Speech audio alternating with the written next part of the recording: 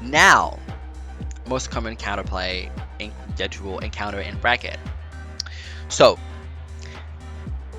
before anything else,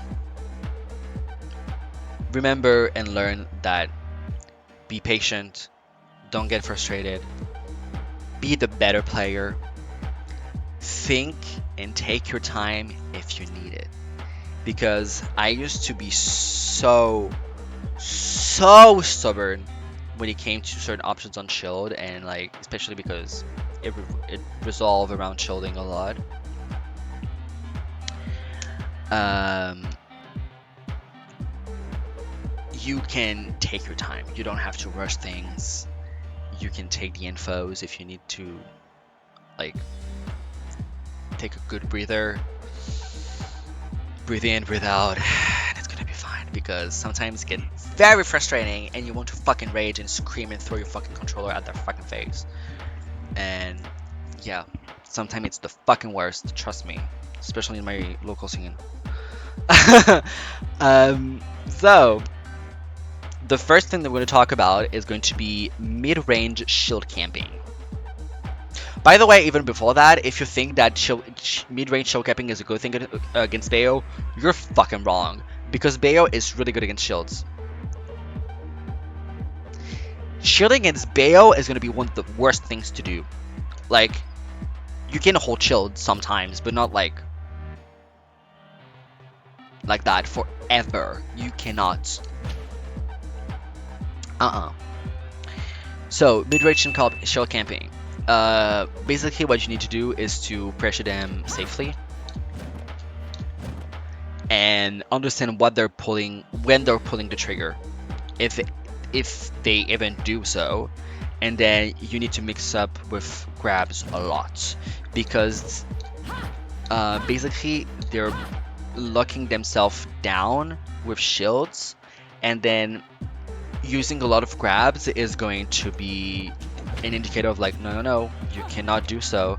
And sometimes it's the only option that you have available to you at your reach.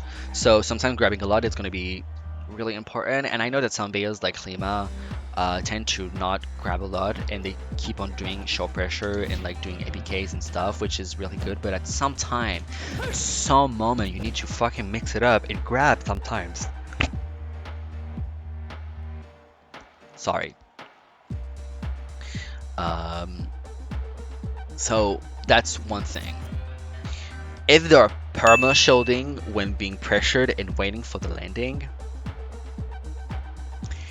you can abuse that, and basically you can abuse the fact that they're locking themselves down in shield. You can pressure them safely and space yourself out, and use a lot of grabs as well. Basically, a lot of time you would just, if they are shielding and waiting for you to land and they're just striking you, you go to the ledge, and then you go above, and then you play neutral back again. It's kind of boring, but it will happen quite a bit if someone is kind of afraid of Bayo and doesn't know what to really do.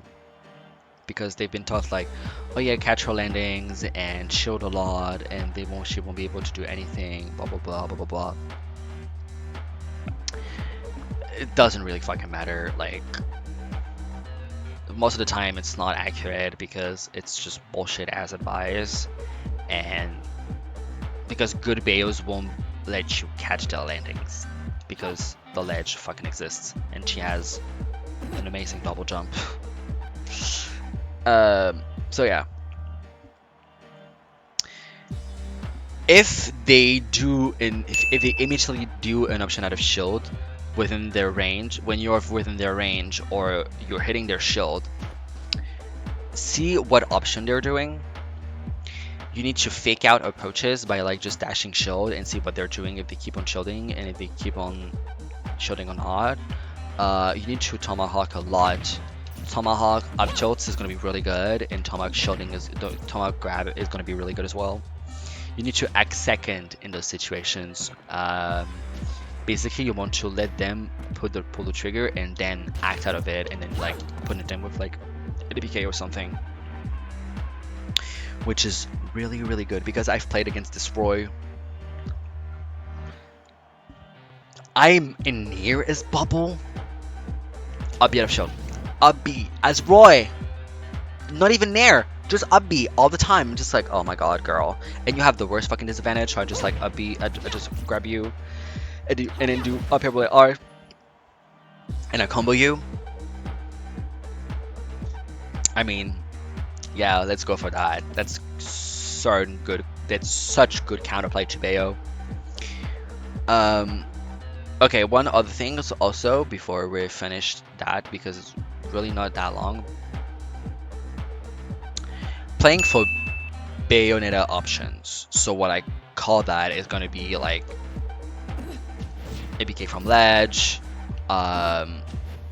which time landings, also fair from ledge, anything that is very like Bayo coded. They want to play around that. They want to they want to punish that only, and they tunnel vision around that, and they don't think about anything else. So they're looking for look for basic, common, easy options to punish. When you're like, I don't know, if you're doing APK, see for what options they're going for, and see what kind of options they try, like how they want to punish it, basically. Restrain yourself from doing those options, obviously, and mix up with patience to make them act with commitment and to act them with commitment or unsafely, basically.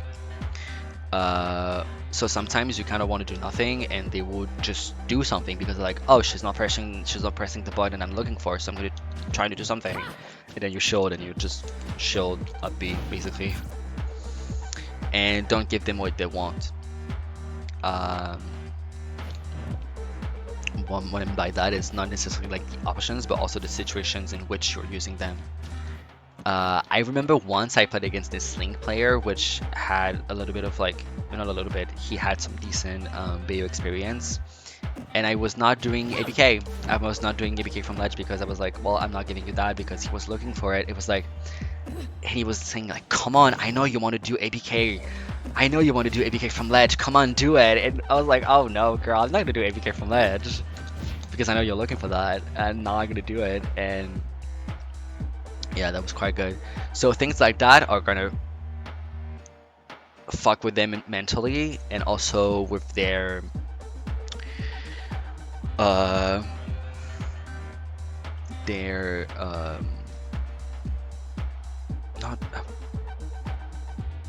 what's the word?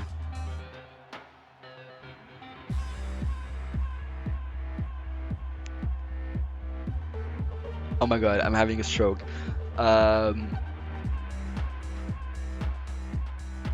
What's the word?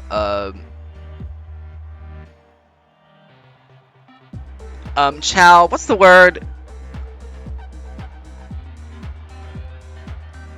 Stamina. Oh my god, that's the word. That will fuck with the stamina. Holy shit, that will fuck with the stamina so much, because they would be so bored, and because they're focusing so much on those options and their tunnel visioning on that, they will only focus around that, and they will be so tired from this, and their stamina will be fucked, and then you will be able to do what you want to do. So those are kind of like the main counterplay that I've encountered to Bayo, that are very easy to punish, by the way. You just need, it's a lot of discipline and understanding that, like, yes, you have to restrain yourself from doing certain options, not going into certain positions and in certain spaces on the stage, to make sure that it goes into your favor and not theirs. So it's very hard. And that wraps it up. That's the end of the video. That's the end of the guide. That's the end of that section. Well, thank you for watching this. I am extremely happy to make this video, this guide. I know it's gonna be super long. Um, I've been recording since 3 p.m. and right now it's 2:30 in the morning. So yes, I'm. I said I was not going to make um, section like videos per sections, but I'm probably gonna do like a whole block and then also make a playlist with like that's that part, that's this part, and so on and so forth, basically. So people can just like digest and consume the video the way that they want to. Um, if you watch the whole entire video, oh my god, thank you so much.